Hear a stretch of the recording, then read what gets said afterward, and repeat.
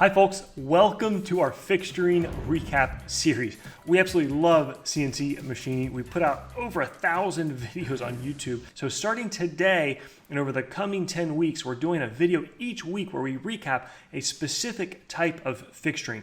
We're going to do this in really short, to-the-point videos that will be time-stamped and walk through all these different really awesome fixturing topics to let it serve as a resource for you to perhaps learn something or find that idea or that tip or trick when you can't think of something. Starting today, we'll be releasing our video on traditional vise work holding, followed by soft jaws, round parts and chucks, large parts, multiple part fixtures, custom fixtures, thin parts, the superglue work holding technique, tabbing and window machining, and finally, fourth and fifth axis work. We'll keep the videos timestamped. We'll keep links to all the original videos in the description so that you can dive in as deep as you'd like. And we'll put links over to the NYC CNC page where we'll keep each one of these topics up to date and have additional resources. So with that, folks, stand by here in a few minutes. We'll be releasing the first vise work holding video. Otherwise, hope you enjoyed. Hope these are really helpful. Take care.